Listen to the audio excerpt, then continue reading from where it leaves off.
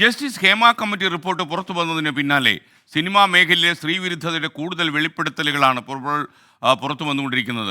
ചൂഷണങ്ങൾ തുറന്നു പറയാൻ സിനിമാ മേഖലയിലെ സ്ത്രീകൾക്ക് കരുത്തു പകർന്നിരിക്കുന്നു ഹേമ കമ്മിറ്റി റിപ്പോർട്ട്.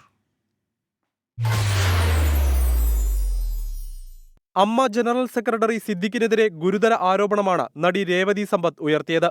സിദ്ദിഖ് പീഡിപ്പിച്ചെന്നും പുറത്തു പറയാൻ വെല്ലുവിളിച്ചെന്നും അവസരങ്ങൾ നിഷേധിച്ചെന്നും രേവതി സമ്പത്ത് 24-നോട് വെളിപ്പെടുത്തി. ചെറിയ പ്രായത്തിലാണ് പീഡനം നേരിടേണ്ടി വന്നതെന്ന രേവതിയുടെ വെളിപ്പെടുത്തൽ ആരോപണത്തിന്റെ ഗൗരവ സ്വഭാവം വർദ്ധിപ്പിക്കുന്നു. ഈ ജനറൽ സെക്രട്ടറിയായ ഇദ്ദേഹം he raped me, he's an abuser.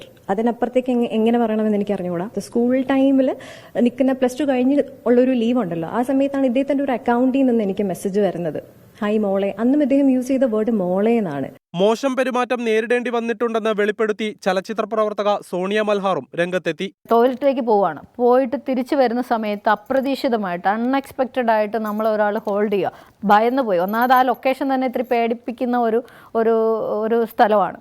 അപ്പോൾ ഞാൻ പേടിച്ചു പോയപ്പോൾ നോക്കുമ്പം നമ്മളെ തലയ്ക്ക് മീതെ ഇങ്ങനെ നോക്കുമ്പം കാണുന്നത് അത്രയും വലിയ സൂപ്പർ സ്റ്റാറാണ്. തനിക്ക് മോശം സന്ദേശം അയച്ച ആളുണ്ടെന്നും അപ്പോൾ തന്നെ മറുപടി പറഞ്ഞിട്ടുണ്ടെന്നും തുറന്നു പറഞ്ഞ അൻസിബ ഹസൻ.